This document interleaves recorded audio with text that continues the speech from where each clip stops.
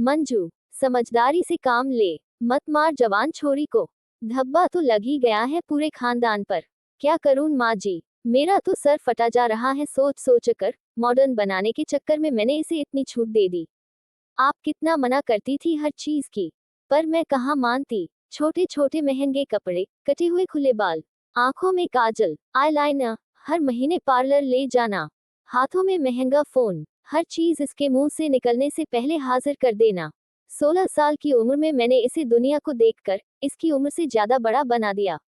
मेरी ही परवरिश में कमी रह गई माँ जी, तभी तो आज मुंह काला कराकर आई है ये। आपने कल भी मना किया था, इतनी दूर रात में सहेली के जन्मदिन में मत भेज, पर मैं इसकी जिद के आगे मान गई कि चलो ये ले आएंगे रात को जब फोन करेगी। क्या पता था जन्मदिन के बहाने से इसके स्कूल के लड़का लड़की पब चले जाएंगे।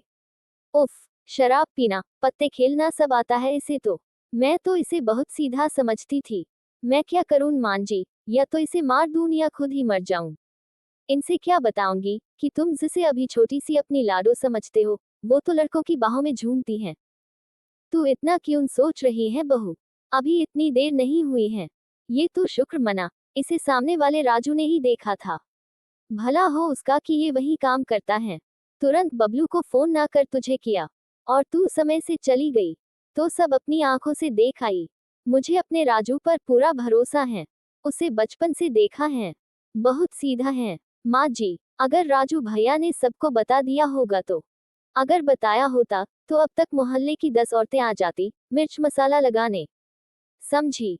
भाभी जी, मैं आपके देवर समान हूँ, और छुटकी मेरी भतीजी। आप टेंशन ना ले, मेरे घर की बात है ये। घर की बात कोई बाहर बताता है क्या? सामने से आता राजू बोला। राजू भैया, आपने इस घर पर धब्बा लगने से बचा लिया। बहुत बहुत शुक्रिया आपका। नहीं बहू, अभी तो शुरुआत हुई है। अब तुझे और मुझे मिलकर छुटकी को सही रास्ते पर लाना है। आजकल के माँ बाप बच्चों को जरूरत से ज्यादा छूट दे देते हैं। जब बच्चे हाथ से निकल जाते हैं, तब दोष बच्चों को देते हैं, जबकि गलती पूरी पूरी माँ बाप की होती है। सही कह रही हैं माँ जी आप।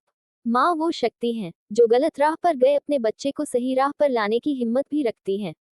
अपने आंसू पोंछ बहू तेज कदमों से बेटी के कमरे में गई, उसे गले से लगाया, उसका सारा सामान अपने कमरे में रखना शुरू किया। तू अभी इतनी बड़ी नहीं हुई कि तुझे अलग कमरा दिया जाए। तेरी माँ तेरे नाना के घर शादी के समय तक एक ही कमरे में नाना नानी के साथ रहती थी। ये देख दूर से सासू माँ बहू को देख मुस्कुरा दी।